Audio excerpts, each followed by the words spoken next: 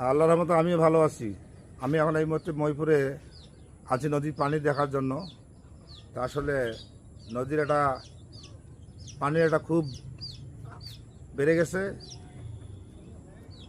পানি কালকের থেকে বাড়তেছে। এখন পর্যন্ত আল্লাহর রহমত নদী ভালোই আছে। আল্লাহর রহমতে এইভাবে থাকে তাও সমস্যা নাই।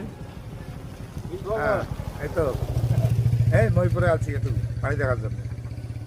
সম্মানিত দর্শক, আপনারা জানেন মহিপুর নদী এলাকা, এই নদী এলাকার সম্পূর্ণ আপনাকে দেখাচ্ছি। সম্পূর্ণ ঘুরে ঘুরে পেছনে একটা ব্রিজ, এটা হচ্ছে ব্রিজ। হ্যাঁ, সম্পূর্ণ দেখা যাচ্ছে।